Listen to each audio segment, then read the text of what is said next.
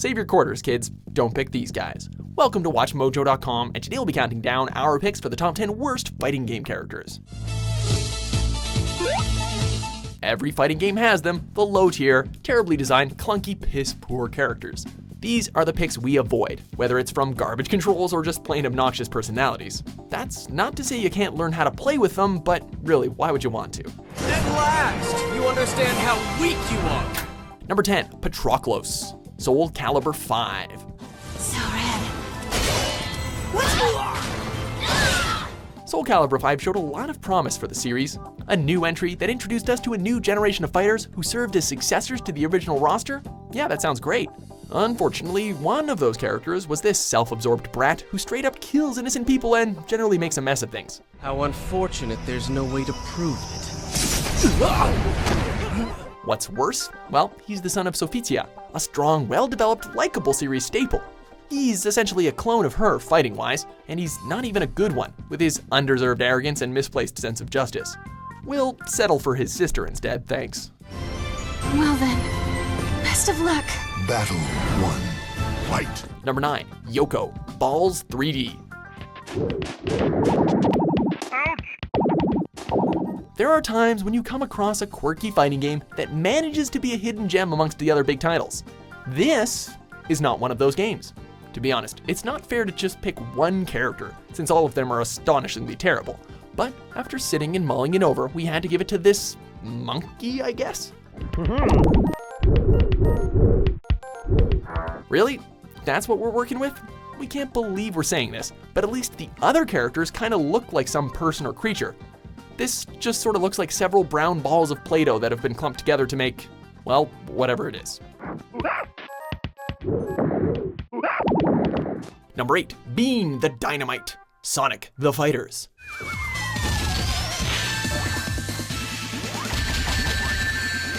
You can file this under, who the hell thought this would be a good idea? Granted, some non-fighting game franchises make for good beat-em-ups, but Sonic the Hedgehog, come on. Much like Balls 3D, it's difficult to pick one bad character. I mean, the entire game is a disaster, and is one of those things that Sega wishes that we'd forgot ever existed. Still, come on. Bean the Dynamite? A green duck who throws explosives and, pecks at his opponents? Are we sure that this isn't someone's Sonic OC that they just tossed in the trash in the hopes of never one ever seeing it? Nope. He's really in the comics? Really? Number 7, Pichu, Super Smash Bros. Melee. Pichu. Just because it's cute doesn't mean it's useful, especially in a game like Super Smash Bros. Perhaps if the order were reversed and we got Pichu first and then moved on to Pikachu, but as it stands, Pichu is pretty lackluster when its superior version is available.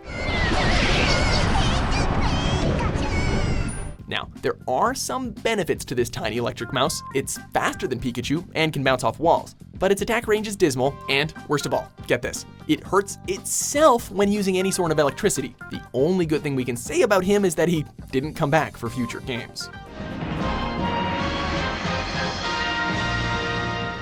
Number 6, Mr. Satan, Dragon Ball Z Budokai series. You keep away from my daughter! Huh? What? Hercule sucks, and for you DBZ purists out there, Mr. Satan sucks. However, unlike some of the other characters on this list, we understand that Mr. Hercule Satan will be included in the game. He has to be in order to go along with the plot. That does not mean that he's worth picking. Not if you're trying to take this game seriously, at least. But if you're looking for a good laugh in battle, then this is definitely the guy to go for. It's almost quaint watching him try to stand a chance against the other roster of characters.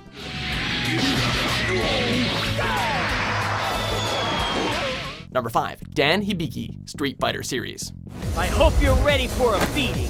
This is the ultimate joke in video game characters. What started as a jab against an art of fighting has become a pink typhoon of feeble overconfidence. Just like Mr. Satan, Dan has become a humorous staple in the series. So we all know that Dan sucks, but I guess we kind of love him for it. Dan Hibiki has won fans the world over, earning stardom not just from his skills, but from his incredible good looks and personality. The only reason we'd ever pick him is if the game had some kind of bonus for beating it with everyone. Then we'd have to crank the difficulty to insultingly easy because that's the only way that Dan will win at anything.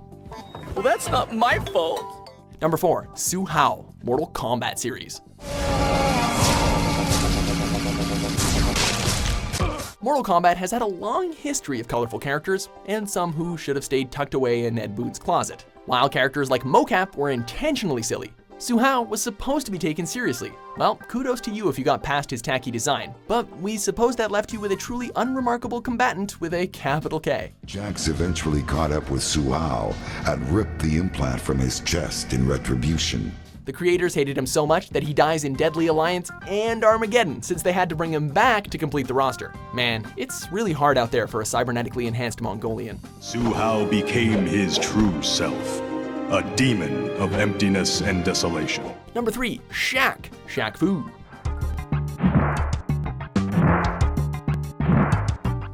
You see, Mojoholics, there was a magical time called the 90s, and in the 90s, Shaquille O'Neal was trying to become a thing. Insert some crappy movies and this fighting game where a basketball player walks into a dojo and ends up in another dimension.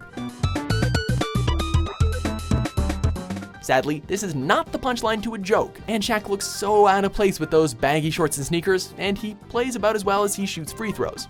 At least he doesn't rap, and hopefully it stays that way in the sequel. Yes, you heard that right. There is a sequel coming.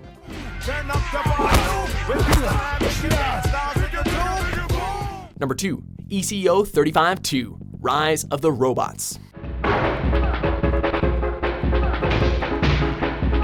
For the most part, dreadful characters in fighting games are optional. We said for the most part for a reason. As far as unremarkable protagonists go, ECO 35-2 is high on the list, and you have to play as him in story mode. The worst part, he's the only playable option, period. We guess the developers thought that switching characters was overrated. After all, why suffer through poorly designed, hard-to-control robots when you can be limited to just one? Maybe that's what Versus Mode is for, except when you play that, someone, by default, has to play ECO 35. Wow.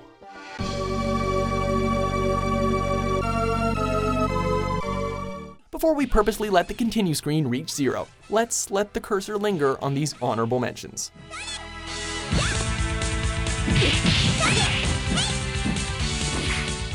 Fight!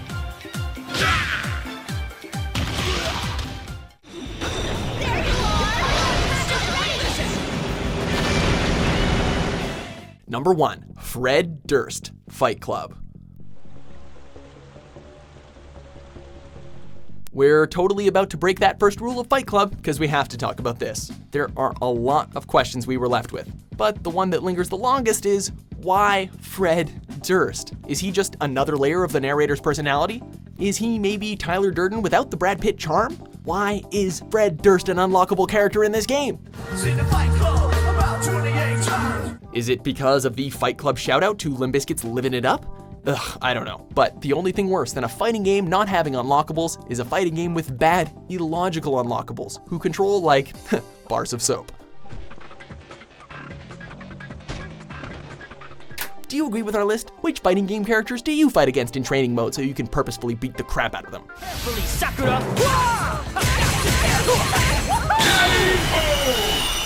For more top 10s published every day, be sure to subscribe to WatchMojo.com.